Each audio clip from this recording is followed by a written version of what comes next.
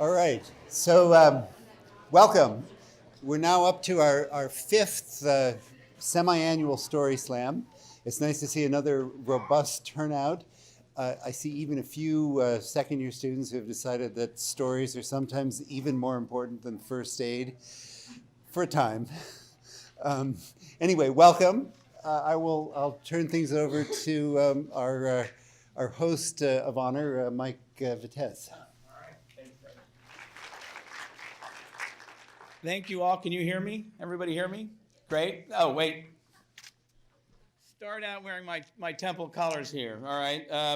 So first of all, thanks the audience. Thank all of you for coming and supporting narrative medicine and the Story Slam. You know, really we do this for you all. And it's great to see such a diverse group from all parts of the hospital, medical school, and all the schools up here. It's really great. Secondly, I want to quickly thank the participants. Some of these people are very nervous. They've worked very hard on their stories. They're really opening their hearts up to you. And I told them all it's a really home crowd to relax and feel the love and support. So I hope that you'll help me out on that. Thirdly, I want to thank Jackie and Mickey and Lisa and all the team that helped me out, and I want to thank Dr. Reifler and Naomi for their help with narrative medicine, and Larry Kaplan for his support, and Diane Ritera for hers, and I also have to thank Dr. Kaiser for his continued support making this possible. You all know me. I believe in stories. I believe stories do amazing things. I think stories heal, stories inspire. Stories bring people together, which is what we're doing tonight, and stories really, at their best, can change the world. I really believe that. And, tonight we're here to celebrate the stories of Temple and the stories of all of you. And as I said, our theme tonight is the moments that stay with you, and our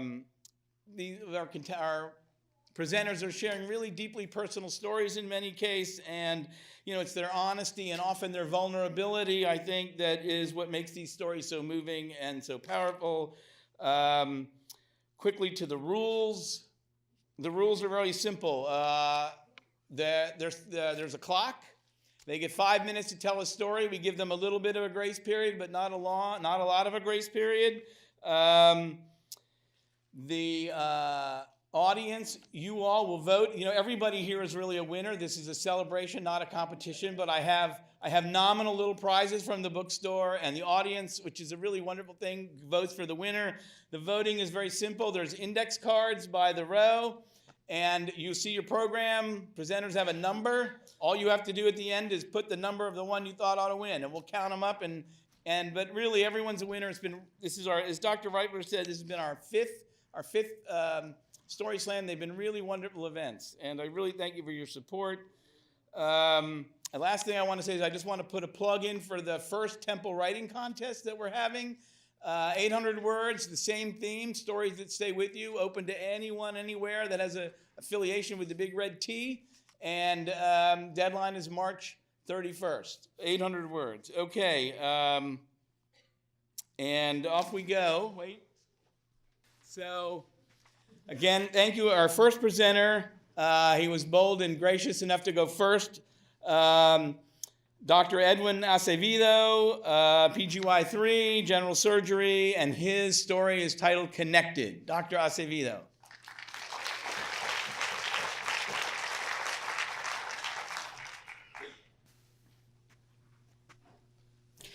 Connected. There's a species of jellyfish that exists only in one lake on this entire planet. Every morning, before the sun rises, these jellyfish travel to the surface of the lake so that the algae that live within them can photosynthesize and produce glucose for the jellyfish to survive. Every day, these jellyfish travel from east to west along the surface of the lake, chasing the rays of the sun, chasing their hope for survival. Every night, these same jellyfish sink to the bottom of the lake, where oxygen is so limited that they risk dying. At the bottom of the lake, the oxygen-poor water is actually rich in nitrogen, which in turn feeds the algae that worked all day to feed them. Connected. Springtime in Africa is known for its dust storms. Every year, hundreds of millions of tons of dust gets picked up by the trade winds and make their way across the Atlantic Ocean and land in the Amazon basin. This dust is the remnant of dried riverbeds, beds made up of dead diatoms and dinoflagellates and other microscopic creatures that once created oxygen for all life on Earth. When these tiny creatures die, they sink to the bottom of the river and create a layer about a half-mile thick on the river floor. Over millions of years, as the water recedes, the riverbeds dry and become a desert. This desert dust is what gets lifted by the winds and make their way to the Amazon. It is the skeletons of these tiny creatures that once created the oxygen for us to breathe, that then give life to new plants and trees by serving as fertilizer. It is this dust from the Sahara in Africa that is part of the reason that the Amazon is so fertile. Connected. You see, all life on Earth is in a delicate balance, and whether we realize it or not, our daily commute to and from home is not very different from the simple stingless jellyfish in that lake. We live in a world so connected that dust storms in Africa affect soil quality in the Amazon, and an entire species of jellyfish would die if the nitrogen content in the water shifts ever so slightly. We are all connected. One night, I received a call from the intern covering cardiothoracic surgery. He was worried because the patient had been having consistent runs of ventricular tachycardia, a heart rhythm that would not allow the heart to pump with enough coordination to get blood to the vital organs. I was covering the intensive care unit at the time and told the intern to check the patient's electrolytes, obtain an EKG, place pads in case he needed to be defibrillated. Shortly after the call, I heard a code blue over the hospital intercom in the same location as that patient, and I knew. When I arrived, the medicine team had been beautifully running a code, like perfect synchronized divers. I found out that the patient had undergone a coronary bypass surgery a few days prior, and he was actually scheduled to be discharged home the next day. I called the attending, who told me to prepare the patient for ECMO. "Do not stop the code until I get there," he said. While the medicine team ran the code, I placed 2 central lines, one in his femoral artery, one in his femoral vein, and I waited. The attending arrived and we placed the ECMO cannulas and connected him to the circuit. 82 minutes later, blood finally left his body, traveled through this machine, which provided oxygen, and re-entered his body like the delicate cycles of nature. We brought him to the intensive care unit where the nurse called out, "This patient needs sedation." Sedation, I thought. He may have suffered an anoxic brain injury so severe that he might not even have any brain function left. I go into the room, I call out the patient's name, no response. I told Sue, the patient's nurse, "Hold off on a sedation until we can assess his brain function." And before I could even finish my sentence, the patient rose his hand off the bed and gave me a thumbs up, as if he was still present, as if he was still connected. You see, what we do every day is not good luck. It is not a miracle. It's not God's work. It's neither majestic, magical, nor marvelous. What we do is simply restore function if we can and keep those afflicted connected.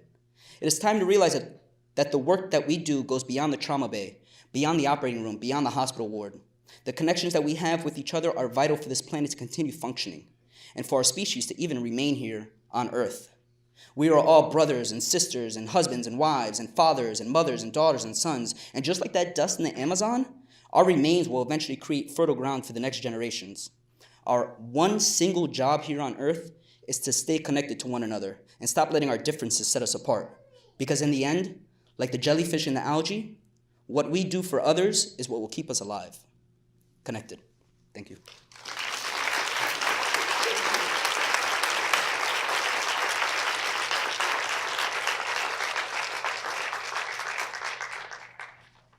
Dr. Acevedo is also a beautiful writer and has written for us. And thank you for your story, and thank you for going first and setting the tone for the evening. We are all connected. Second tonight is a medical interpreter, Martha Concha, and I know has worked hard on a very beautiful story. So come on down, Martha. It's titled A Voice. Hey, hello everyone. The story I'm about to tell you reminds me of a woman who didn't speak English. She was pregnant and she went to see her doctor. This is what she recalls from that appointment. Blah, blah, blah, blah, doctor, blah, blah, blah, blah, baby, blah, blah, blah, blah, bad. So she was terrified. So please keep that in mind as I tell you my story. A voice. It was a hot summer afternoon in August when the request for an interpreter came from the post-anesthesia care unit, the PACU. I felt a jolt inside me because we often get requests before procedures, but this time was after. So my gut instinct told me something was up. I just finished an interpretation in cardiology, so I rushed myself.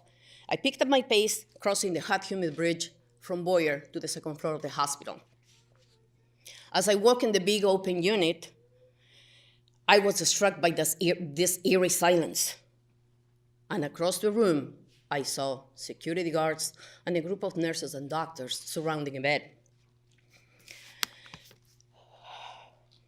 As I walked over, that eerie silence was suddenly interrupted by a cries of a man. No, no quiero estar aquí, no soy criminal. Me voy, me duele, y ya no me griten más. No, I don't want to be here. I am not a criminal. I am leaving. It hurts me. And don't go yelling at me anymore. I squeezed myself next to the tall security guards to see the patient. There he was, laying on his bed, IV in one arm, pulse ox in one finger, surrounded by all these people.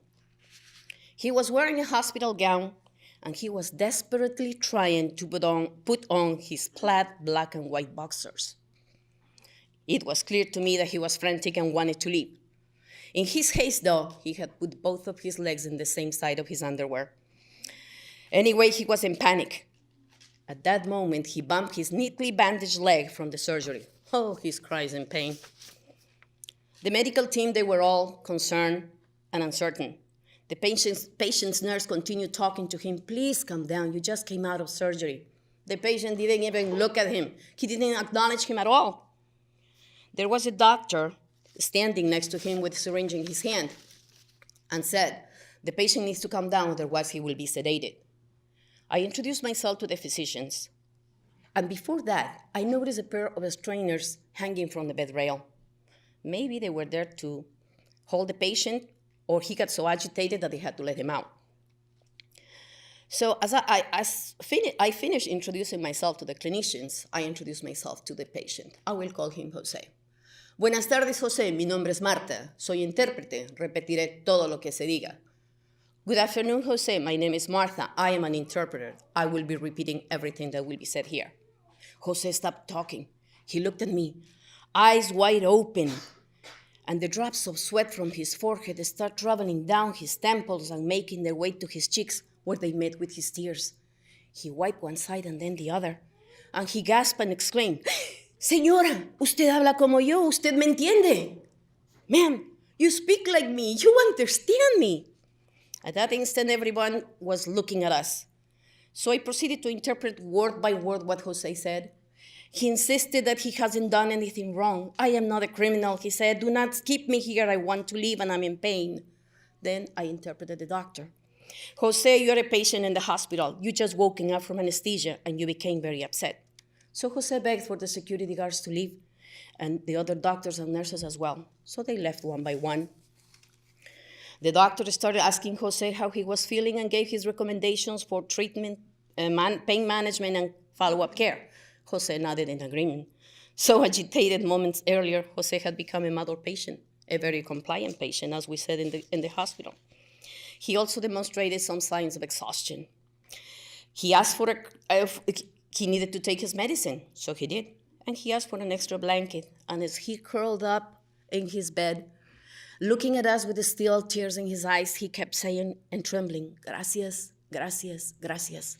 Thank you, thank you, thank you. My job was done. On my way out, I couldn't help but turn around and look at the calm place that I have left behind and Pacquiao had returned to be. I do not know how long the interpretation was. I don't remember, maybe 15 or 20 minutes. What I remember is that it felt as if time had stood still, and I was overwhelmed with a feeling of gratitude for what had just happened. I didn't know nothing about this man either. I didn't know anything about his medical or social history. Was he too sick? Was he born into silk sheets or received into rags? It didn't really matter. He was a patient. He was a patient that was taken care of by medical professionals. He had access to medication, medical devices, and technology worth millions. Despite all that, though, there was a moment what he really needed was to understand and to be understood. What he really needed was to have a voice, and I had given him one.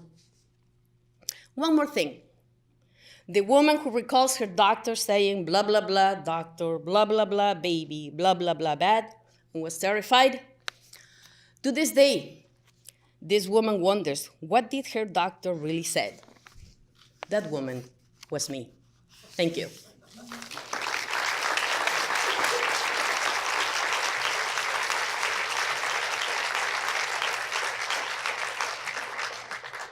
Thank you, Martha. That was terrific.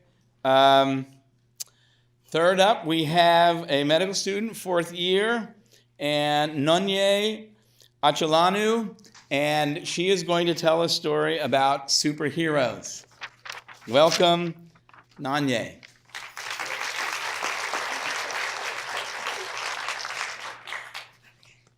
Hi, everybody. The moment my mother found out she was having triplets, she knew she would have to move to America. At the time, she had been living in Nigeria as a young, successful banker with many friends. However, she knew that the physicians in her town could not handle the birth of triplets. My father was already living in America doing research at an academic institution, which is how my mother was able to come. Days later, she flew to Nevada, leaving everything she knew behind. Even with my father there to help, in this new land, my mother felt terrified, alone, and worried that she could trust no one. That is, until she met her pediatricians. Pediatricians not only deal with their constantly developing patients, but they must also handle new terrified parents like my mother. After our delivery at 32 weeks gestation, my mother met the neonatologist. Being the second set of triplets ever born in St. Mary's Hospital in Reno, Nevada in 1992, we were cared for by physicians who came from all over the West Coast. These physicians helped oversee our care, from the many intubations and ultrasounds to the countless x-rays and blood gases. Due to my mother's preeclampsia and gestational diabetes, both my identical twin sister and I were small for gestational age, with my sister weighing about 1,160 grams and with me weighing a little under 2,000 grams. My brother, though normal size for gestational age, was persistently hypoglycemic. My twin sister also required additional operations to remove various tumors on her lower extremities, keeping her in the NICU for 18 days longer than my brother and my NICU stay. The neonatologist sat with my mother day in and day out, explaining the most complex concepts to her and making sure she understood every aspect of our care. Including her in every discussion helped build my mother's trust to the point she was no longer fearful. Instead, she was hopeful. Through stomach aches, ear infections, strep throat, and our teenage years, pediatricians were always there to help. My mother loves to tell this story about the time my twin sister, older sister, my little sister, and myself all had chickenpox. Can you imagine being a mother of 5 kids, all under 12 years old, and having 4 sick at the same time? My mother was at her wit's end. Because we weren't allowed into the office given our infection, our pediatrician came out to the parking lot, all gowned up. He examined myself and my sisters, gave my mother some recommendations, and administered a vaccine to help my healthy twin brother. Because of all this, I always knew I wanted to be a pediatrician. But actually doing it, becoming one, I just had no idea. Getting into medical school was hard enough, and then mastering all that material in the first 2 years was a major, major, major pain. But it was really on my rotations in my 3rd year on the floors that I truly realized that this was going to be so much harder than I thought. The combination of skills, knowledge, compassion needed to care for premature and sick babies, and the dramatic range of medical and social circumstances I encountered, how would I ever be able to handle all of this? These pediatricians were superheroes. Time and time again over the last 2 years, I struggled with uncertainty and self-doubt. I felt I wasn't strong enough or capable of being a lifeline for children. I worried I would never create such a strong bond with my patients as my attendings all had. The way my mother spoke about her pediatricians, I couldn't help but doubt if I would ever be that person. Probably everyone in this room felt like that at one point. But what got me through was thinking about my mother. I knew I would encounter patients with mothers like mine, and I needed to shape up. In the NICU, I took time to learn and explain every treatment plan to families who were scared. On the floors, I sat with the parents and families from all walks of life. I calmed down a little boy with severe asthma who was hysterical with a panic attack and let his mother know that everything would be okay. In the clinic, my most rewarding encounter was discussing sexual development and how to have sexual intercourse to my wheelchair-bound patient with muscular dystrophy and her concerned yet optimistic mother. I knew all my classmates had some amazing experiences on rotations, but I began to realize that maybe I could become a pediatrician. Not just any pediatrician, but a good one. I realized I could not possibly become a superhero like my attendings overnight, but working every day to accomplish that was the best thing I could do for myself and my patients. What I learned through my own childhood and have reinforced in medical school is how a pediatrician can be a pillar in a growing family's life. I've also learned that being a pediatrician takes stamina and constant flexibility. My advice for anyone tackling a career in medicine, especially in pediatrics, is to be human and treat your patients like family. Be the kind of doctor who sits with families. Be the kind of doctor who isn't too busy to listen and explain. Be the kind of doctor who would even treat patients in your own office parking lot.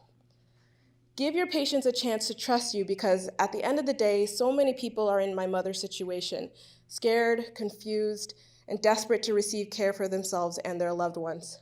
No matter how scared you are, no matter how much imposter syndrome swallows you whole, just remember that being human is the most important part of being a doctor.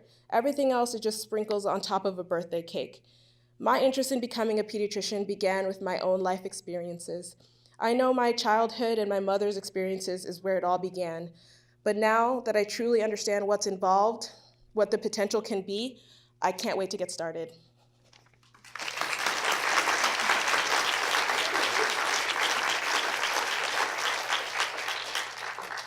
Very well done, the very soon-to-be Dr. Achelanu.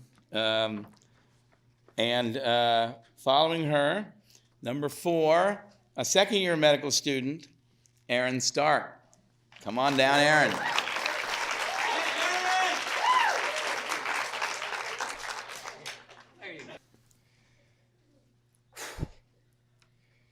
In the outpatient hematology-oncology clinic at a Florida children's hospital, patients sit in giant chairs waiting for their blood counts. If they hit their lucky numbers for the day, they get to spend a few more hours in those chairs while their veins are filled with cryptically named drugs like vincristine and doxorubicin. On my first day volunteering in the clinic, I'm asked to visit a 6-year-old named Ryder in one of the isolation rooms. I give Ryder and his parents my spiel. Hi, I'm Aaron. I'm a volunteer with Child Life. Want to hang out and play some games or do some arts and crafts? This is the part where I weave in some imagery to set the scene. Ryder's an adorable 6-year-old boy wearing a pastel button-down shirt with hair gelled into a perfect swoop.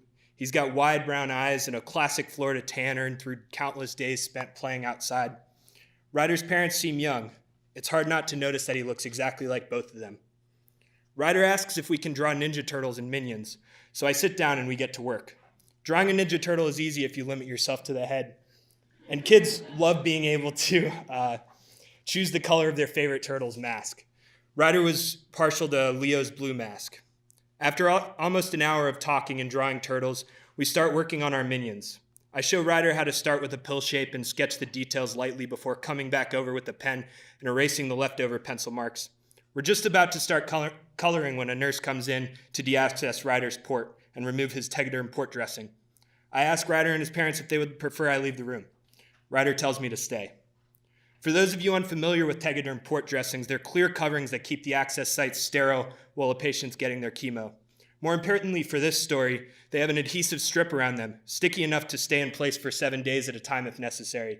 If you've ever helped a child slowly remove a Band-Aid, imagine something like that, but infinity times more painful because the area around the port is so sensitive. In other words, our arts and crafts session takes a turn. Ryder's in tears, holding back screams, clinging to his parents' hands, eyes fixated on the nurse as she peels away the clear plastic. Once the adhesive's unstuck, the nurse removes the needle and covers the bump in Ryder's chest with his choice of cartoon-themed Band-Aid. As Ryder's parents step out of the room to do paperwork or talk with the doctor or something, we get right back to coloring Minions and talk a little less. Finally, with Minions in hand, We exchange see you laters and fist bumps. For the next few months, I see Ryder almost weekly in the clinic. He's part of my crew, the Thursday afternoon kids. Some days we play spades with the nurses and other kids in the unit. Other days we do arts and crafts, play catch with stress balls, or if Ryder's feeling tired, he takes a nap or watches TV. We talk about everything: school, birthday parties, homework, playing t-ball, and golf with his dad. Sometimes Ryder asks if he can have Easy Mac, which the nurses always have stocked. I walk him to the snack drawer, he grabs an Easy Mac, and we open it up. I help him fill the cup with water to the fill line and lift him up so he can reach the microwave and press the 3 minutes button, followed by the 30 seconds button. 3.5 minutes later, I grab the hot noodles from the microwave along with the cheese packet for Ryder to mix together and enjoy during the day's activities. On the day of my last shift, most of my crew was in the clinic. I did my rounds and made my way to Ryder, who was waiting with his parents and wanted Easy Mac. He jumped out of his chair and tried to run to the snack drawer, but tripped on the way over. I told him that's why we don't run in the clinic. His mom said it was symptomatic. He grabbed the Easy Mac from the drawer. We filled the cup with water to the filled line, and he asked me to press the buttons myself this time, instead of picking him up. I cooked the Mac and delivered it to Ryder. He asked if I knew how to make paper airplanes. I said yes. He asked me to teach him. Ryder made, like any 6-year-old with developing fine motor skills, Ryder made 30 different paper airplane designs, and we tested them all out. When it was time to leave, we exchanged goodbyes and fist bumps. Ryder's parents thanked me, wished me luck in med school, and told me to follow their Facebook page for updates on Ryder's journey. When I got home, no longer a volunteer at that children's hospital, I found the page and my eyes were drawn to the About blurb. It read, Ryder is a 6-year-old boy diagnosed with diffuse intrinsic pontine glioma, or DIPG. I turned to Google for the Medscape and Wikipedia articles.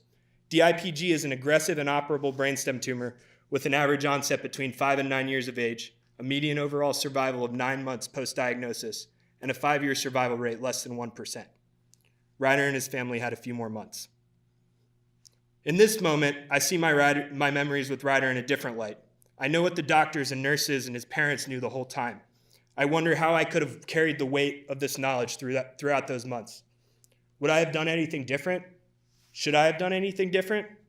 Perhaps the future holds answers. It feels so distant.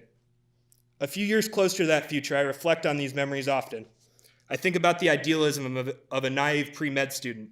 I think about the afternoons spent playing spades, microwaving Easy Mac, and befriending a family so profoundly affected by childhood cancer. I've spent thousands of hours learning about pathophysiology and treatment, but I still have so much more to learn about what families like Ryder's go through and what it means to take care of patients. I think this story sticks with me because when I remember Ryder, I remember the idealism that brought me here. And I feel just a little bit more prepared to confront the unknowns that lie ahead. Thank you.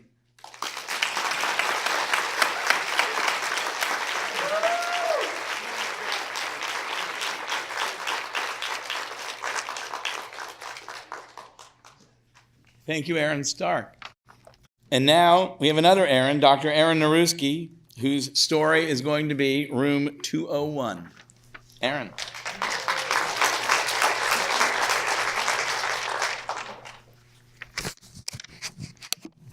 So the story about Ryder was choking me up, and my story is choking me up, so please bear with me. I'm Erin Narusek. I'm a pulmonary and critical care attending, and this is my 10th year at Temple. I started here when I was an intern. And as an intern, being here as a resident and being here now as an attending, I really know a lot about the institution. I know all the little back alleyways. I know where all the stuff is. I know where that thing is you never knew you were going to need, and I know when to get it for you. And I feel pretty confident and masterful around the institution usually. But what I want to tell you about is more of the side that isn't obvious, that isn't confident, and that isn't always super professional. And I want to tell you about how I have a little personal problem with ghosts. Because as I walk around this institution, I have tons of memories about things that have taken place here. And those memories, they kind of grab at me from the places where they happened. Sometimes it's an image. Sometimes the images are traumatic. Sometimes it's a sound. One of the sounds that really grabs me is the sound of disconnected ECMO, which was unintentionally disconnected and which was a very scary noise to hear. But these little ghosts, they stick their little sticky fingers out towards me as I walk around on rounds. And there's one ghost who lives in room 201 who's so powerful that I remark on it as I go by. And oftentimes I'm there with residents as I'm going through ICU rounds, and I'll say something under my breath like, oh yeah, I remember the thing that happened in there, and they all kind of like roll their eyes and go, mm-hmm. But I really do, and I want to tell you that story because it's important to my history here at Temple and also to some things that I've learned that I hope have made me better. So 201, when I was a senior resident, overconfident, have a lot of skills, sort of know how to use them, contained a man who was only 40 years old, and he looked really healthy.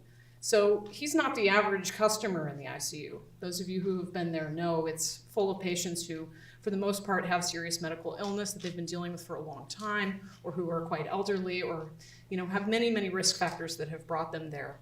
And this gentleman who was in 201, he had no past medical history. I had nothing to write down on the H&P back when we used to write the H&Ps on paper. So his diagnosis was septic shock due to community-acquired pneumonia, and I was excited. This is a guy who the ICU is designed for. He's going to get better. He's going to walk out the door. He's going to high-five us on the way out. And I tell his daughter, who had found him at home on the floor the day prior, don't worry, you're going to be taking him home. This is easy stuff. And so I go to work deploying my tools. I'm almost cracking my knuckles. I've given him antibiotics and volume resuscitation. And 3 days later, when I had predicted that he was going to be turning the corner, I'm actually trying to get into the door in the hospital for which I don't have a key or a code, and it's the lock to the door outside the morgue. And I'm exhausted. I'm standing there just miserably sore from having done a 45-minute resuscitation the day prior that failed.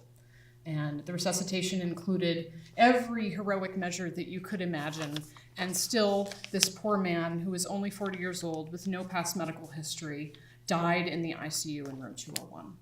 And it was a rough scene in there, and I feel it all over me. And I'm standing there in front of the door, in part because my attending had told me that getting to see an autopsy was something that I should do because it would be educational.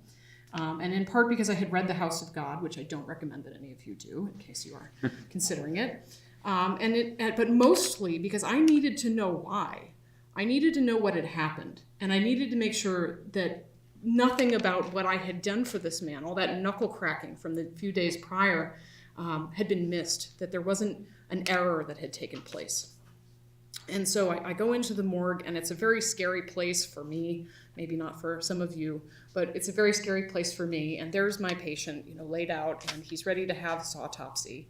And the pathology team are very welcoming, and they're excited to have a visitor from upstairs, and they're asking me about his medical history, and they're kind of cracking jokes and trying to make me comfortable. But I'm just looking at this guy who is the family man whose hand I'd held and whose fever I had calmed and who I knew, or I felt that I knew. And as the procedure went on, I really had a difficult time standing there in the morgue. And I really had to force myself to stay there and to remind myself what I was there to see. And so I'm watching as this is going forward, and I'm getting more and more inwardly directed, and I'm losing what's happening on the table, and I'm just awash with feelings, and I'm starting to get choked up. And right at that moment, the pathologist with this pair of bright silver tongs reaches into the pulmonary artery and pulls out this 10-inch long black blob of clot and says, well, I think I found your problem, kind of like a car mechanic might say when they open your hood up, there's your problem. And I'm looking at it, and it occurs to me, what if I didn't order medicine to help prevent clot? And his chart is sitting right there at the table. And so I run over there to the chart, and I'm flipping through the pages almost mechanically, having a hard time actually reading what's there, and digesting it. And there it is. There's my order, and there's the nurse's neatly handwritten medical reconciliation where she has noted that she provided the medication to help prevent clots, and it had been injected. And I say thank you to the pathologists, and I leave, try to do so gracefully. And I'm on the stairwell on the way back up to the ICU, and it just sort of washes over me that I haven't hit an error. I haven't done a medical error. I haven't harmed this gentleman by doing something medically wrong. What I've erred in is understanding my role as a clinician, understanding my role as a physician. I've made an error as a doctor. And the error that I made was the hubris that I expressed to his daughter earlier in the course of his illness, that this is easy, he's gonna walk home with you. And the hubris that I had every time I made an order for a preventative medicine, that it was going to work and that it was going to prevent what would happen.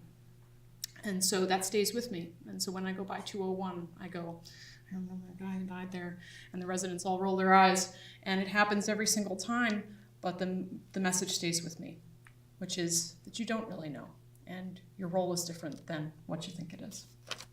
Thank you.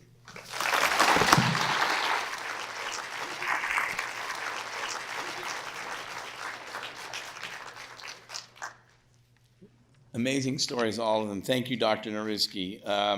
Now we'll all walk by 201 and be thinking about that. So up next is a medical student who also wrote a wonderful story, which she's going to share, Carolyn MacGillivray, and her story is Feeling Enough.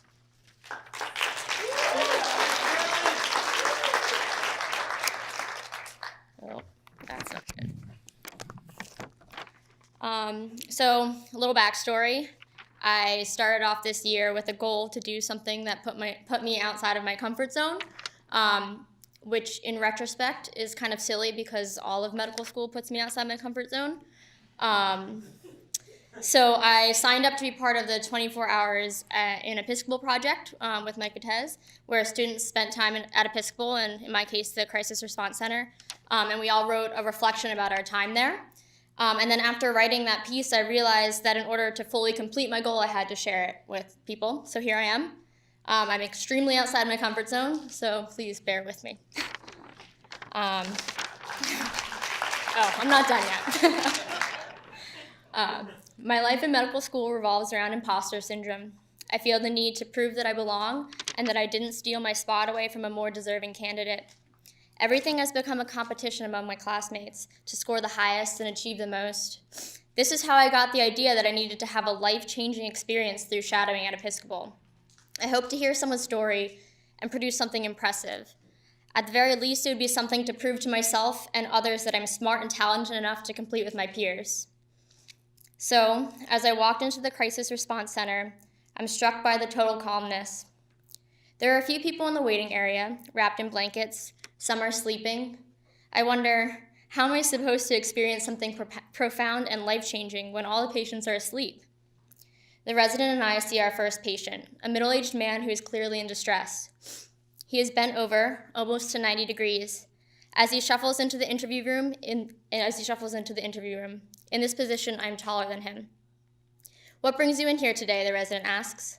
The man responds, "I need help. Please, doc, please help me." He's crouched in the chair, head down, shaking. I can't be out there anymore.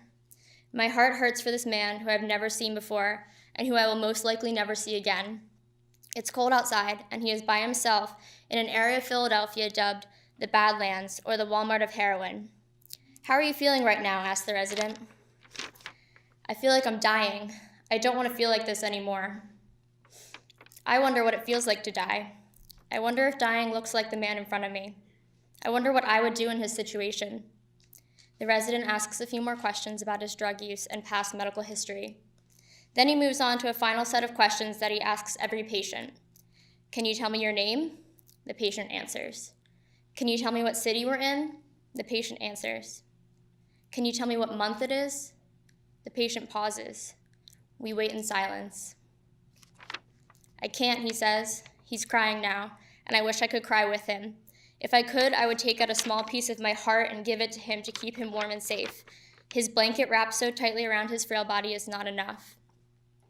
We see more patients, and for the 3 hours that I'm at Episcopal, I forget about the grades that currently define my life, and I focus on the patients that I hope to someday treat.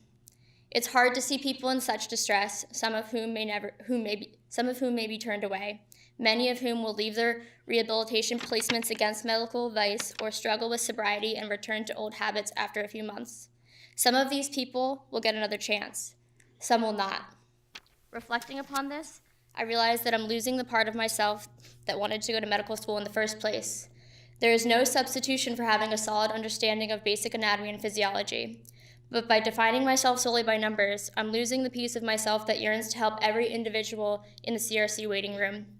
The piece of myself that wants to ask, how did you get here? What are your dreams? Who do you love? A number or letter grade cannot replace the emotions that I felt at Episcopal that day. And although I did not come out of this experience with a profound and life-changing personal story, I was reminded that I deserve to be here, and I deserve to tell my own story. And that's enough.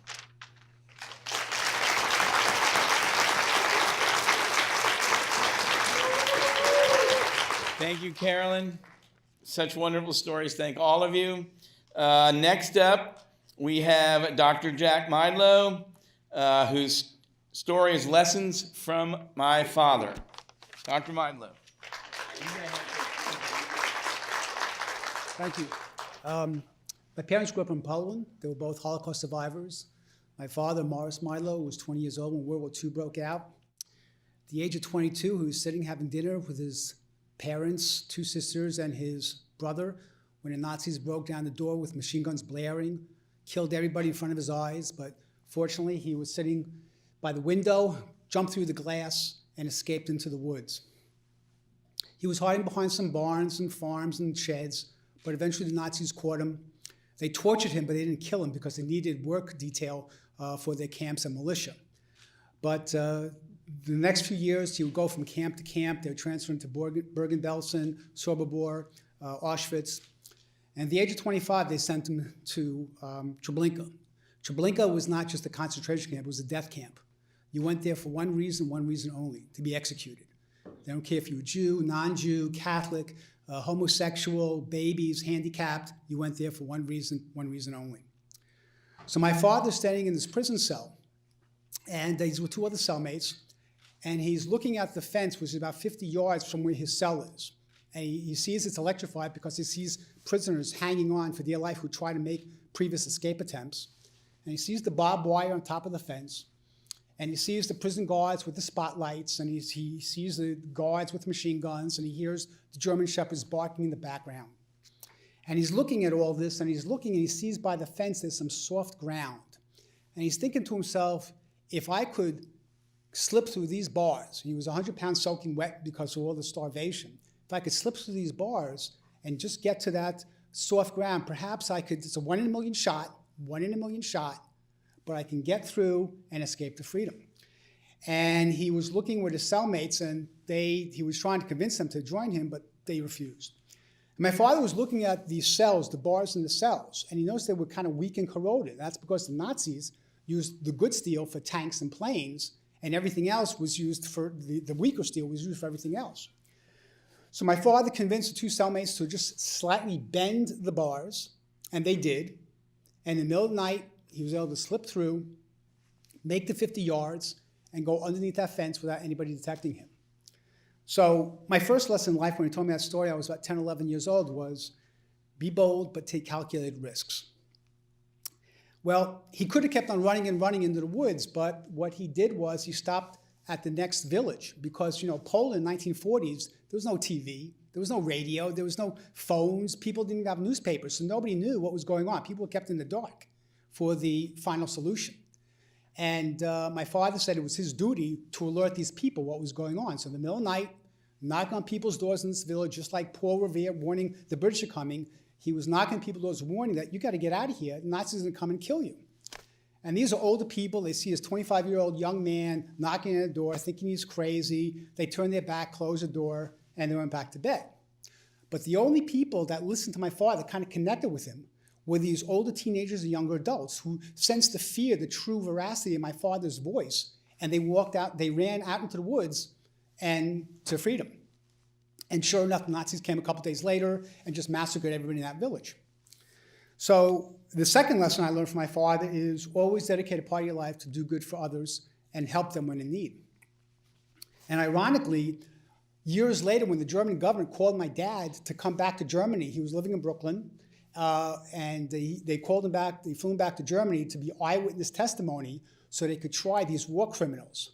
And who was in the courtroom greeting my dad, but all those young men and women that he saved years before by alerting them to Nazi atrocities. So again, he did good for some people.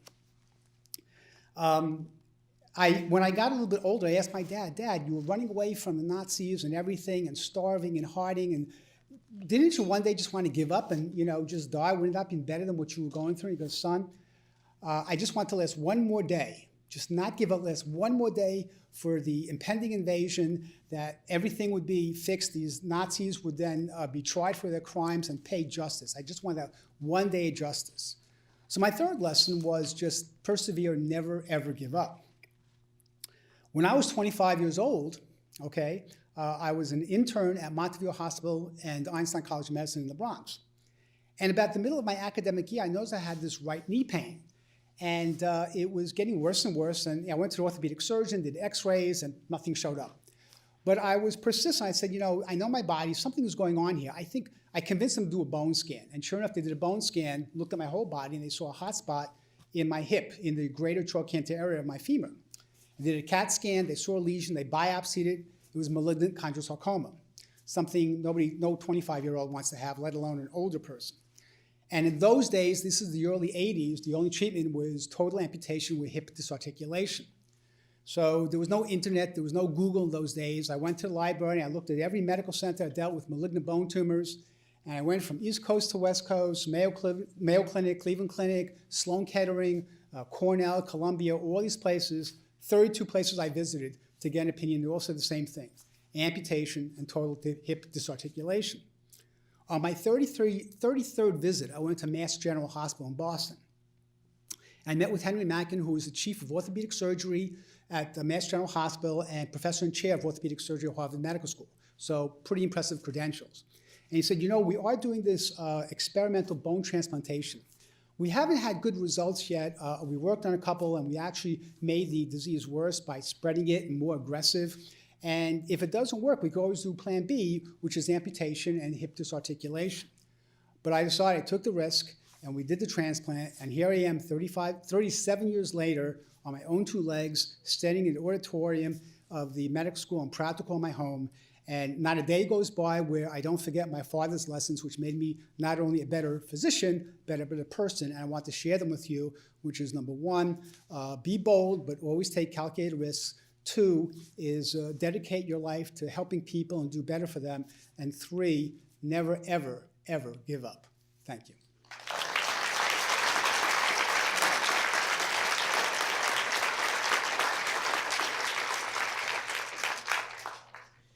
Thank you, Dr. Milo. It's amazing, history, incredible.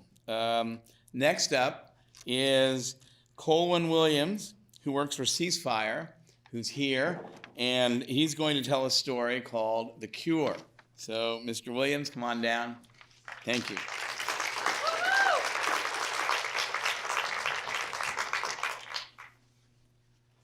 Hello, everybody. My name is Cohen Williams, and like he said, the title is called The Cure. Real quickly, I would like to briefly just say that I'm an ex-convict. I used to be a part of the problem that's now plaguing our communities in general. I'm like what they call the first generation of crack cocaine, when moral principles and standards started to deteriorate to the point now that we're killing each other at a tremendous rate. The trauma units, Temple, Einstein, Penn Presbyterian, overwhelmed with the gun violence and the senseless bloodshed that's taking place. I did 18.9 years in prison. And while in prison, I seen that they were building more prisons, but fathers were meeting their sons for the very first time behind these walls. Grandfathers were meeting their grandsons. Uncles were meeting their nephews. Guys were running up at the top of the block in Grateful with pictures in their hands to see if they can identify with their next generation, with their children. So I seen it, I witnessed it firsthand because I was a part of that problem. While incarcerated, I did 6 years straight in solitary confinement for disciplinary reasons, a horror story. But it was there that I decided I didn't want to live like that no more, where the transformation started to take place. When they gave me incentives to get out the hole, if you stop and you be obedient and you obey the rules and regulations, we'll give you books. And when they gave me the books and I picked the books up, I had to go through another transformation because I realized I didn't know nothing. I thought I knew everything. I'd never been nowhere. It sparked the ad in me. I wanted to change. I didn't want to live like that no more. So I started to transform right there. I turned prison into Princeton, jail into Yale, being upstate as if I was in Penn State. I picked the books up. And I knew that I wanted to come out here and make a difference. Because I left children out here. I left 4 children out here. Millions of men that's now incarcerated throughout the system, we leave our children out here for our women to bear on their own. When I came home, I started volunteering. Wherever they would have me to sit down and talk, speak to the youth. My name got passed around, and eventually I was asked to come in to work with an organization called Philadelphia Ceasefire, Cure Violence. And it started off with Dr. Gary Sluckett, who was an epidemiologist working in the third world countries. And he was studying diseases like malaria, HIV, AIDS, and things like that. And when he came back into America and looked at Chicago, Illinois, he seen that the violence and the murders were reflective of the spreading of this disease. So he said, you know what? Violence is in fact the disease. And like any other disease, it needs to be eradicated. It needs to be approached as such. Now, I explained myself, my co-workers, we were a part of that disease, the spreading of the violence, the generation through generation of deterioration. But we've become cultured. Like any virus or any disease, you culture it, right? And you shoot it back into the body. And the purpose is to build the immune system up. So it was right on point that he came up with this approach. I've been out there in the neighborhoods now for 6 years, me and my coworkers. And I can go on with many, many stories of, mothers that collapsed in our arms because she got to bury her child. But one particular story that sticks with me forever is about a 6-year-old named Jpg. Somerville and Brickyard up here in Germantown had beef. So they going back and forth, back and forth. Somebody sold somebody some different drugs. I ain't gonna go out like that. So they go back on the other side of the town and they got their military assault rifles. And they come to, let them know they ain't no chump. And in the process, Mahaj Brown was leaving routine his grandmother's house, being picked up by his godfather to go home to his mother to get ready for school. Here come this germ, this virus, this spreading of this disease. They come over there and pull out a gun and shoot, just brrr. They shot Mahaj Brown 10 times with an AK-47 assault rifle. Bullets like this. A 6-year-old little boy. And that summer, I believe, we caught like maybe 7 of our children got caught in the crossfire, so we're needed. We're not talking about putting the Band-Aids on a situation. We talk about things that need surgery. The men that used to be a part of the problem, we're that cure. I'm not doing anything special. I'm doing what's necessary. So when I don't feel like, when the world is getting heavy and, I think about Mahaj. I think about the work that needs to be done. The trauma units is overwhelmed. I'm a hospital responder at Penn Presbyterian. We have a crew at Temple as well up at Einstein. And the harvest is plentiful, but the labors are few. But I know a lot of men that used to be a part of the problem, that if you shoot us back into the body, we will build the immune system up. We're so very necessary. We're the cure. Thank you.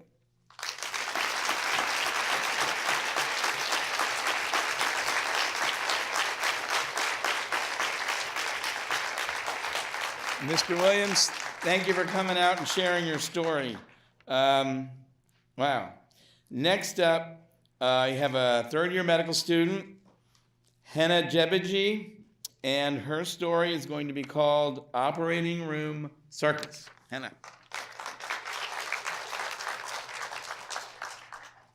Hi, everybody. A quick disclosure, like we have at our lectures, all the students know we give disclosures. So I'm not being paid by anyone to tell you the story, but my disclosure is that the story I'm going to tell you could have happened probably in any setting. The one I will tell you is an OR because that's where I happened to witness it. I think it's also possible outside of medicine. So all my surgeon friends, I don't want to upset you. Okay. The nurse beside me looked weary. An elephant is coming, she said. I didn't understand. Why would an elephant be coming to our operating room? I adjusted my blue surgical cap as the double doors of the patient holding area clicked open. The nurse leading the incoming gurney looked annoyed. I squinted. Where was this elephant? I was still getting accustomed to the language of the OR. I was a third-year medical student on my surgery rotation. The patient who came through the double doors was on a large bariatric bed in a hospital gown. Her black hair was disheveled. I could hear a soft and steady moan. Whoever this patient was, she was in pain. The nurse who had wheeled her into the room flung the chart to the nurse beside me. I'm so sad to be leaving her, she said in a sarcastic tone as she rolled her eyes. I ignored the comment. I wanted to get closer to the patient, shake her hand, introduce myself, and deliver my rehearsed speech. I'm a medical student. I'll be participating in your surgery today, and I'll have a mask on in the OR, so you won't be able to recognize me once we're inside. But the team of doctors and nurses stood back. The patient was here for a washout, a surgery intended to remove infected, dying tissue. Today, our sterile blue suits would be for our protection, not the patient's. I shuddered as I looked closer. I could see the large pieces of gauze and tape holding the incision on her belly together. No wonder she was in pain. And then the patient began to move. A squirm to the left, then the right. It's my back, she cried out. My back hurts so much. Please help me. Her knuckles turned white as she gripped the edges of the bed and tried to reposition herself. The nurses became alarmed. Just stop moving, they shouted. You're going to fall, stop. But they didn't offer her any help. Feet frozen, I gripped my hands together and tried to stay calm. I looked around. Our OR had become a circus, the staff a sneering crowd. Their elephant, my patient, in the center. My heart was racing. Just go help her, the voice inside my head said. Now you choose. Go along with this. Blend with the crowd, the army of blue, or do something. But this moment, this determines what kind of doctor you will be. I began to sweat. I couldn't help but feel everybody was already staring at me, the naive medical student, a toddler in an operating room. And I had used the male surgical cap with the beard guard to cover the edges of my headscarf that kept peeking out. Even in all blue, I didn't fit in. The patient was crying now, begging for help. This matters, I said to myself. Forget the rest. I took one step forward, then another. I ignored the crowd around me and took the patient's sweaty palm into my gloved hand. You're going to be okay. I see you, I said. For a moment, she stopped moving and the room felt still. Thank you, she said. Thank you.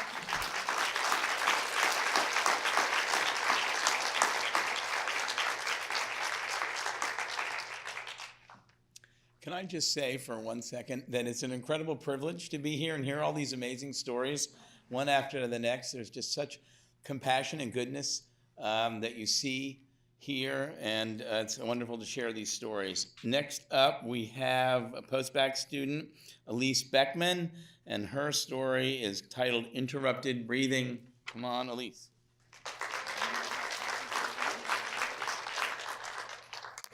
Death isn't funny. His final breathing took place on a Tuesday in January. The truth, though, is that he had been dying for years. I don't mean that casually or passively in the way that technically we're all dying. We're all one day closer to death today than we were yesterday. I don't mean to be a Debbie Downer, it's just true. He was dying in the way that dementia slowly kills. taking away, deleting the capacity that people have and replacing them with someone that you don't always quite know. It started with his driving.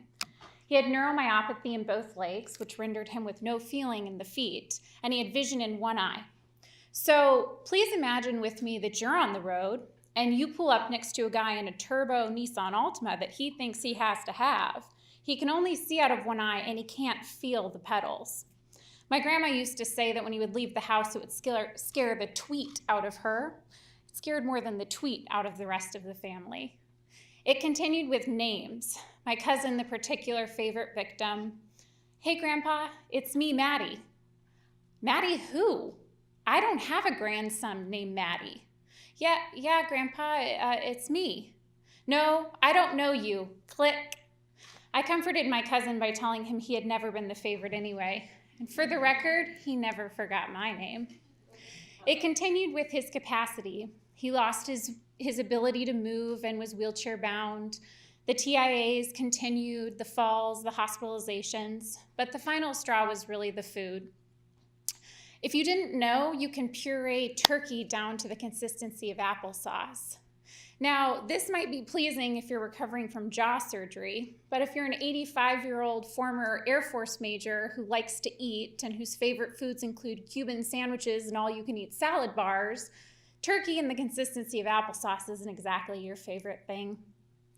As the time went on, we all adjusted as a family. After all, we had 3 years of dementia to adjust to what was going to be the end.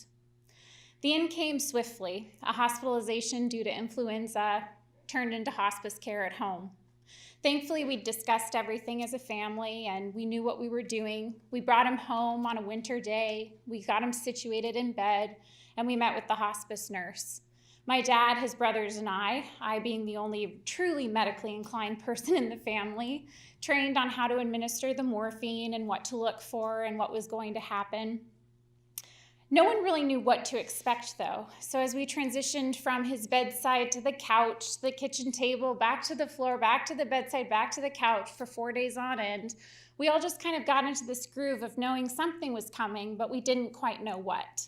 This is a family that was losing its patriarch and hadn't really lost anyone else, at least not right in front of us. We get to his final day. The hospice nurse had come. She had told us what to expect. She'd been monitoring his heart rate and his breathing. She knew what was happening and she informed us. We called in the rest of the troops. The family arrived and we were situated at the bedside. We did these rotations. We're German. We're very organized. If you know me at all, I think Liz might be the only one who knows this in this room. We're very type A. We're very functional people, so to speak. So we had 3 people around the bedside. We would function in these rotations. 3 of us would go in and 3 of us would come out. 3 of us would go in and 3 of us would come out. We'd hold his hand and we'd talk to him. He could technically hear us, or at least we thought, so we treated him as if he was there. He had a great sense of humor, and that got incorporated into the conversation that existed in those final moments. So this particular rotation was my father, who is the clown of our family, his youngest brother, and my aunt. Now, my aunt is the least medically inclined. When I was a child and her son fell in the street, had a gash so bad it exposed bone, I stuck my nose into it, and she promptly left to go to the kitchen. So here she is holding the hand of her father-in-law as he's taking his final breaths. He takes a breath. 10 seconds elapses, 20, 30, 40. Now they really don't know what's happening. Is this really the end? Are we waiting for another breath? What's happening? 50 seconds elapses. My aunt gasps and covers her mouth with her hand, thinking this is absolutely it. He takes another breath. That would be my dad's reaction, because obviously she had lost, she was wrong, so he was going to buzzer her. My grandfather passed about 10 minutes after this. He took a few final breaths and was confirmed. In my first shadow experience in the ED at Temple, I watched a woman in her 90s die. She was actively being coded. She had a DNR that they hadn't found or that wasn't presented with her at the time. And all I could think about was my grandfather in rigor mortis. Now that seems like a grim picture, obviously, and it is, but that's a moment that will forever stay with me, because death isn't funny. It's educational, it's an experience, it's something that we all approach differently. But it's left me with gratitude, surprisingly. I'm grateful that he made his wishes known before he passed. I'm grateful he was surrounded by family. And more than anything, I'm grateful that my grandmother was not in the room when my dad decided to game show buzzer his sister-in-law and interrupt his father's breathing. Thank you.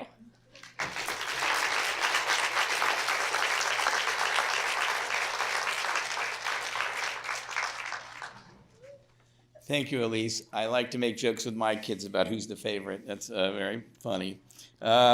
Great story.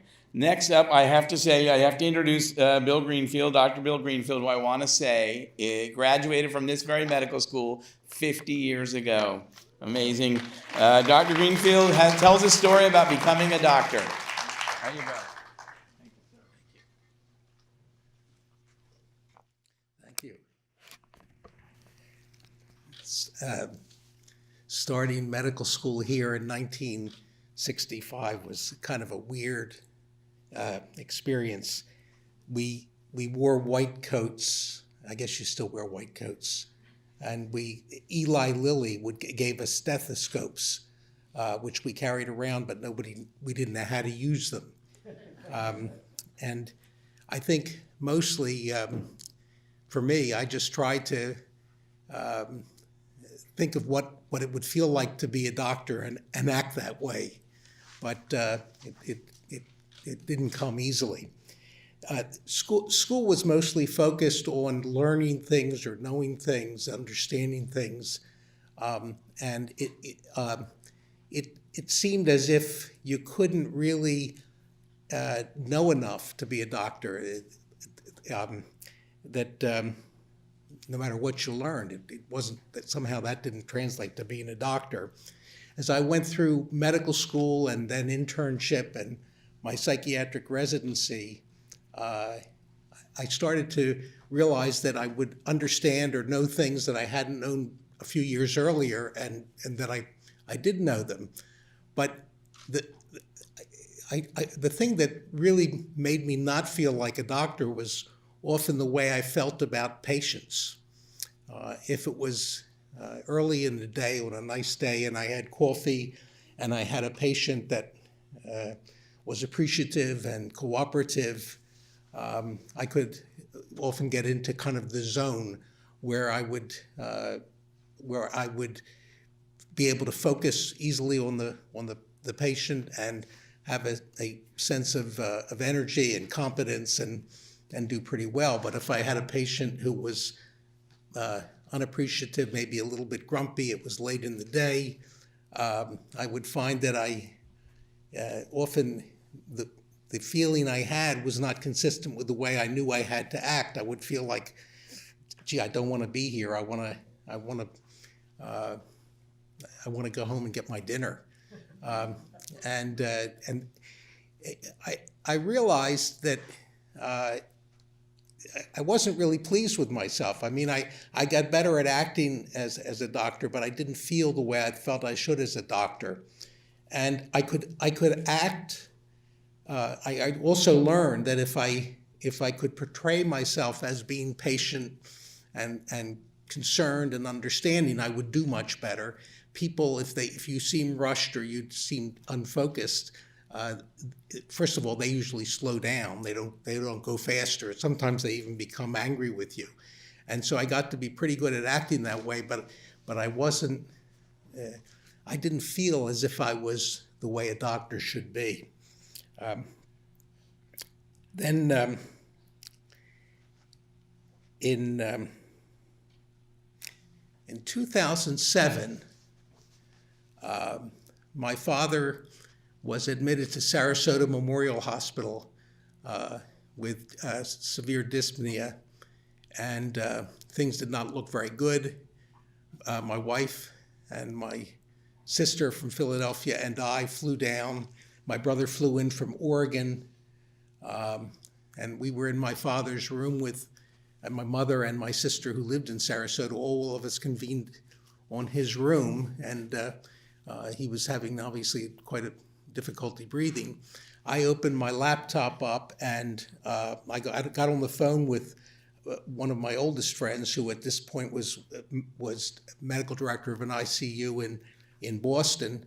And I think between my medical education, 40 years of psychiatric experience, an ICU consultant available on the phone, and the miracle of a laptop with what's available in potential spam. Sorry. With the miracle of electronic available information, I think we significantly helped in terms of understanding what was going on and contributing. I don't know that we changed the course of things, but I'm sure we sure didn't hurt it. My father, oddly enough, was less focused on his own condition than I think we were. I would talk to him about a medical issue, and he would kind of patronize me, but he was focused on a project he was developing with a artist retreat in Sarasota, the Hermitage, and we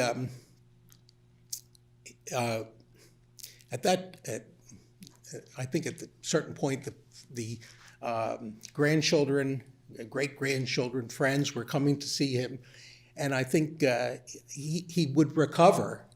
But at that time, I think nobody expected he would, and as friends and family came to see him, I think most people thought it was for his last day.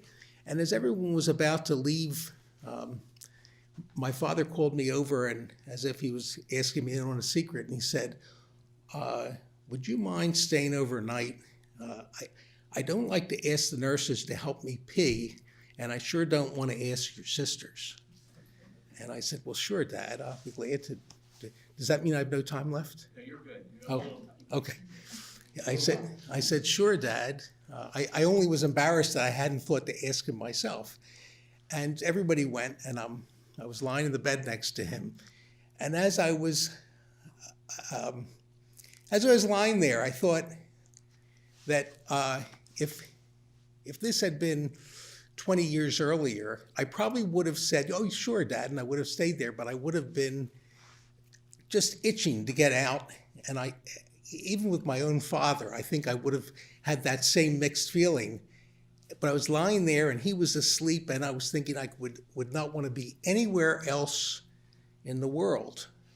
And I realized that I had changed, and that in my practice, that if it was late in the day and I was tired and hungry, but a problem patient came in, as even an angry and difficult patient came in, that the patient would become almost, for me, a source of inspiration and energy.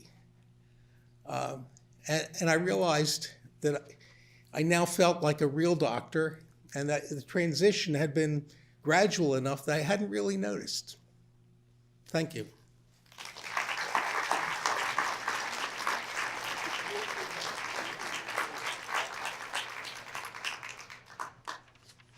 Thank you, Dr. Greenfield. Love that story. Next up is a first-year medical student whose story is called Hands, Jessica Guty. Come on in.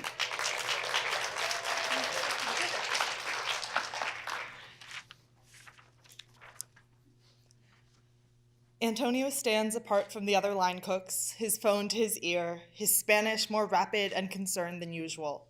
Magali, who makes all our desserts and crafts the most beautiful salads, is on the other end. Her husband is in the hospital.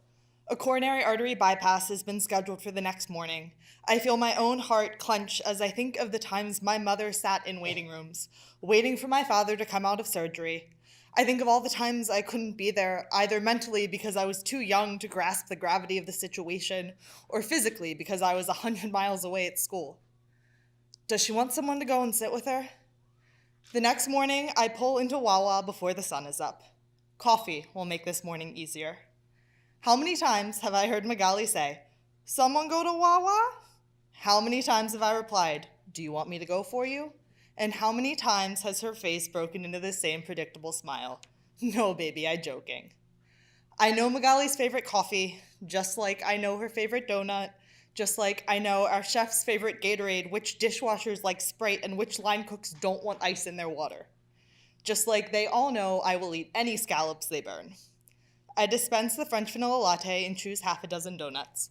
I know in the hospital I will be of no value, other than to vaguely deduce what I can from my bachelor's in biology.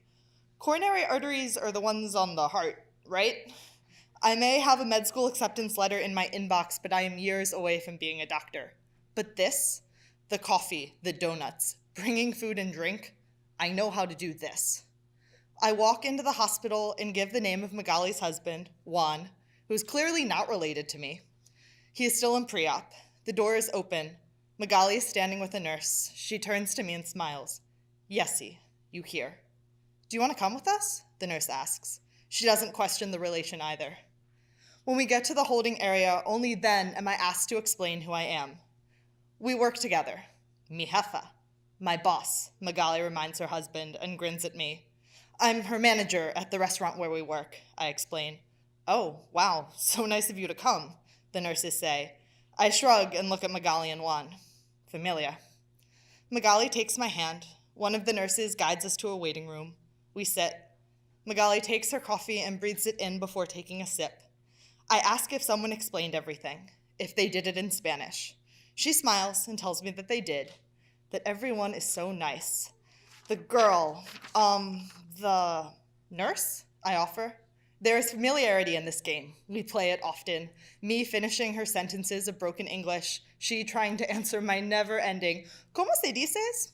Yes, she says, the nurse. She is very nice, always helping. My husband say, oh, I like her. She is like Yessie, always help, so nice. She squeezes my hand. She looks around the room to the doctors and nurses walking through the halls outside. One day, she starts. It is a sentence she usually teasingly leaves hanging or concludes with, he'd be your boyfriend, as she attempts to pair me up with any coworker or customer even remotely close to my age. But instead she finishes with, one day, you work here. Is good. Her tone is knowing, confident, sure. Doctora. We sit in silence for a few minutes. She clenches her teeth in my hand, a few tears slide down her face. I know that expression. It is the one she wears when she has cut or burnt herself, the one she is making after I answer her or someone else's calls of Jessica, donde? It is the face she makes when someone has upset her and we are standing in the alley out back and I am hugging her, ready to unleash all my pent-up customer service rage on whoever made her cry. It is the face she makes when she doesn't want to cry. We talk about other things, work, her sons. Her oldest is still in Mexico. He's going to be a father soon. Abuela, grandma, she says in disbelief. She shows me pictures on her phone, her two younger sons. She had the audacity to give birth to her youngest the 2nd August we worked together, at the peak of the season. She brought him in on a Saturday night in the middle of the dinner rush, but the entire place stood still for a moment as we all crowded around baby Oscar. He's in kindergarten now. We sit and talk until it's 10 and I need to go to work. She hugs me goodbye. As always, her head barely meets my shoulder. Thank you, baby. I wind my way through the labyrinth of halls, through the new wings and the portions that likely haven't been renovated since my own birth in this hospital nearly 23 years earlier. As I drive, I think about the fact that those past 4 hours were the most comfortable I have ever felt in a hospital, the most useful, the most at home. And I realize there are places other than a dining room or an expo line or a restaurant kitchen where I will feel useful. There are other roles I will be able to fall into, other homes that I can build. I will reach a point in my life when that feeling of usefulness in a hospital will come from something more than bringing coffee. It will come from a knowledge and a confidence in my ability to help, to heal, to guide and comfort, and maybe even cure. In that moment, one I still carry with me, I realize that I have so many more years of studying in front of me, so many more hours of training, but so many more hands to hold.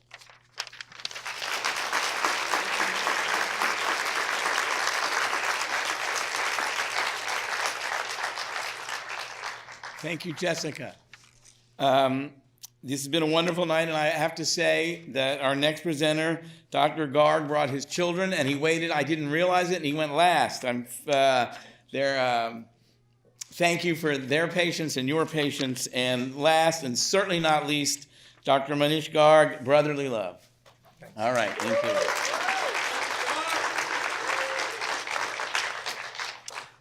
Thank you for this amazing platform to share a little piece of me. I wanted to dedicate this to the families, my family, your families, and the families of all of the beautiful people that we take care of across the street. It is a true honor and privilege. When I was almost 4 years old, I asked for the greatest gift you could ever ask for when you're a 4-year-old boy. I wanted a baby brother. Thankfully, a baby brother Ashish was on the way. I asked my mom, and she's like, yep, got one coming. And when he came out, my mom loves to tell this story, that he came out, and I was just like, Mom, what am I going to do with this? I can't play with this. But the reality was, I was in love, brotherly love. I could shape him, I could mold him, the two of us could take over the world. Flash forward. Those of you who know me know that I'm not a violent person. I believe in the teachings of Mahatma Gandhi and Martin Luther King Jr., that nonviolence is the way, with some exceptions. Like if you try to attack my brother. I remember there was this bully. He pushed my brother down. He was starting to take a punch. I caught it midway. I wailed on that guy and I pummeled that guy like that guy from the Christmas Story. It was like boom, boom, boom. Because I am my brother's keeper. This is our house. We protect this house. I will always protect my brother. Flash forward. The day came, my brother was a lot different than I was. The day came where he was about to get married. And I was so excited. My brother met the woman of his dreams. He was very different than me, actually turned up quite opposite. And he ended up becoming a lawyer. He took his computer engineering background. He got the job of his dreams. This is a picture of us at his wedding. It was one of the happiest days of my life. I got to be the MC, which was super awesome. Do not MC an Indian wedding. Don't do it. Do not do it. I thought the future was limitless and bright until it wasn't. Just a few weeks later, my brother started complaining of back pain. And he had this amazing weight loss program, right, that he was doing before the wedding. And he started complaining that he could see his veins and see things floating through his veins. I didn't know what it was. But if you take nothing from my talk today, remember that if a loved one tells you that there's something wrong, always take them seriously. And I did. And I said, we need to check this out. And so we did. And my brother went to hospitals and to primary care doctors, and actually to the point where people started thinking that he was crazy, that he was seeking for some attention. He just had some abnormal liver function tests, an x-ray that was negative of his back. And my mom somehow convinced an insurance company in California that he needed an MRI. And then came the phone call. I was at home. My mom called me, whispering, trembling. I was scared. I've never heard my mom say that before. She's the rock of our family. She was like, Ashish has metastatic cancer in his spine. I don't know what to do. She was so scared. I was so scared. Gut punch, life crumbling. What are we going to do? So we went to the hospital. Flash forward. Times were difficult.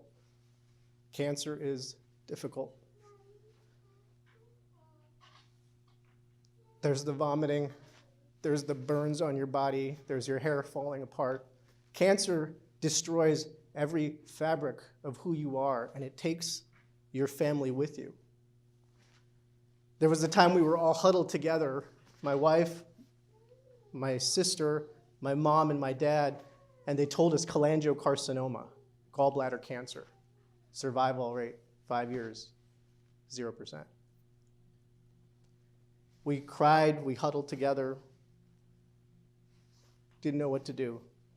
My dad, not a medical person, just held us. That's all he knew how to do.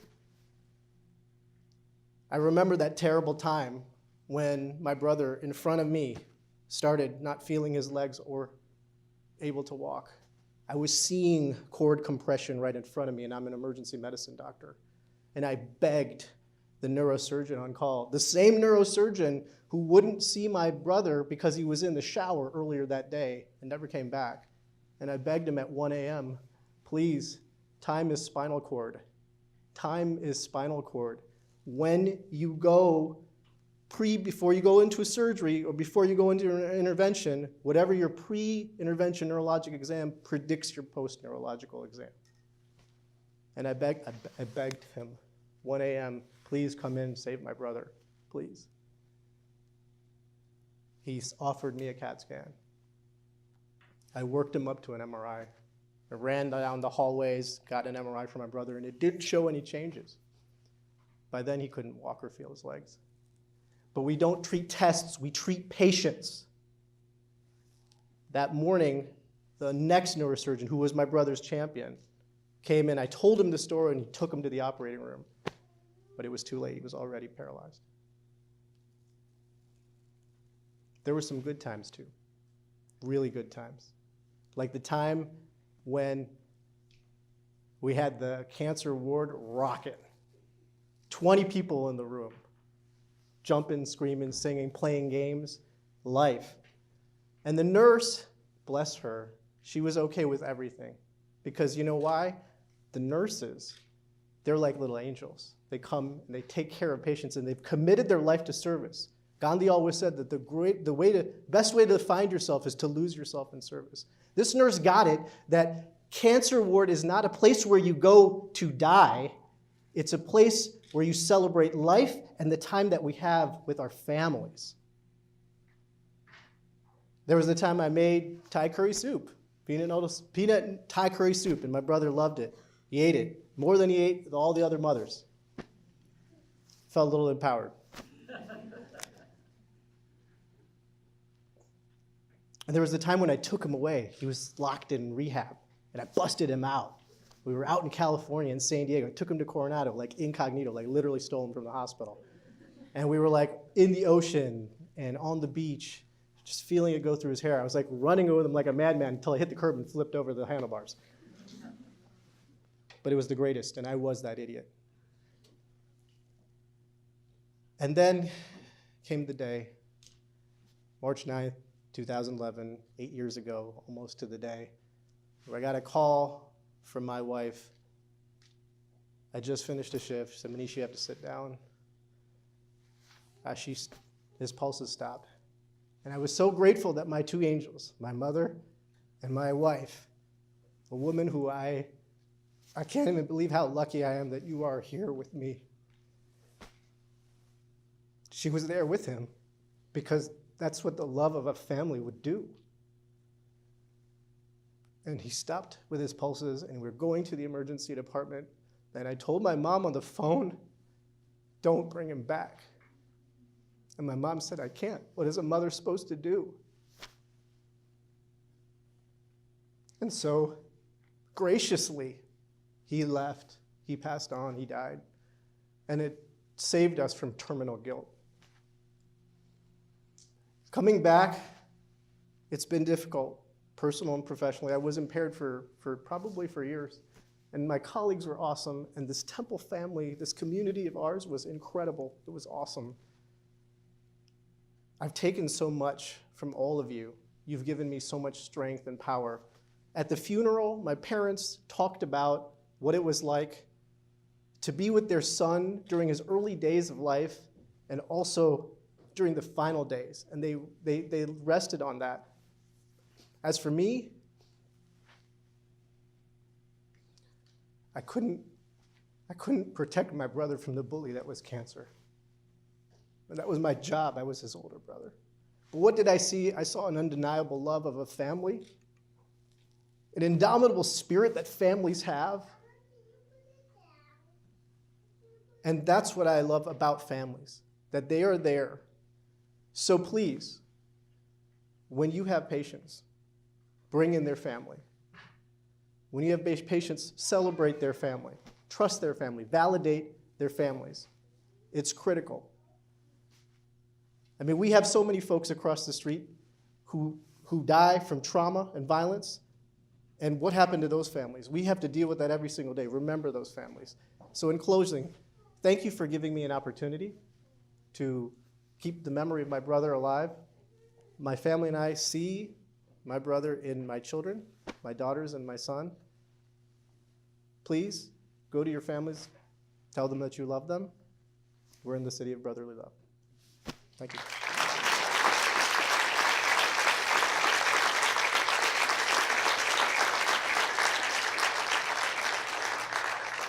Dr. Gauri, thank you for sharing that. Wow, thank you. All of you, thank you for listening to an incredible, incredible night of stories. Such a privilege. One was more amazing than the next. Now comes the finale. You all have an index card or a bunch of index cards on your row.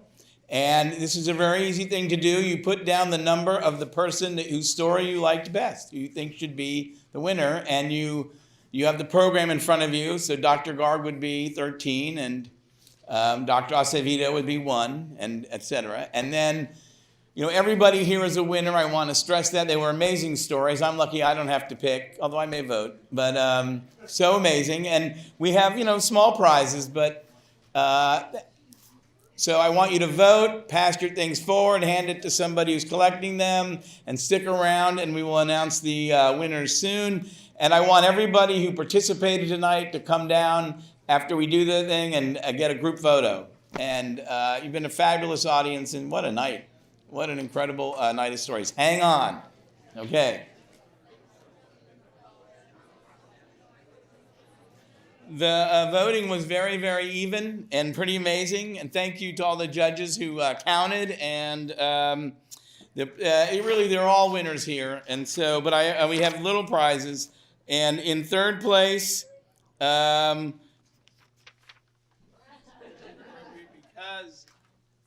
I know medical students like candy, third place was Aaron Stark, Paper Airplanes and Easy Math.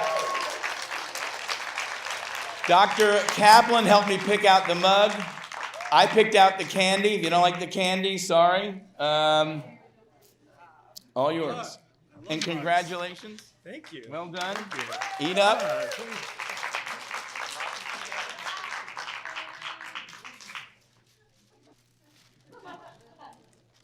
Second place, terrific story, Cohen Williams. Come on up, sir. All right.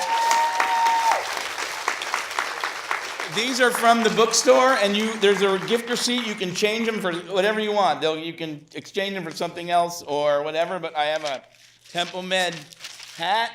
There you go. And a shirt, but you can do whatever you want, sir. Thank you so much. Really, great job.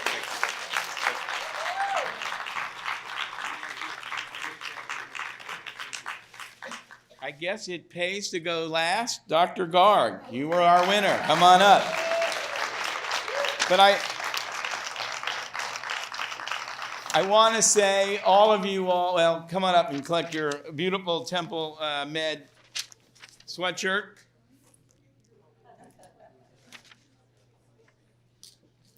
And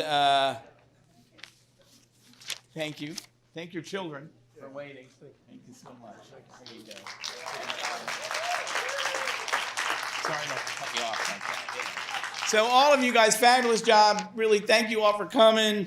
Thank you all for sharing. The stories were so great. I know it took a lot of courage for a lot of you to get up here. All the presenters, if you're still here, come on down. Let's get a group shot. Everybody, thank you for supporting narrative medicine, and thank you for sharing your stories. All right.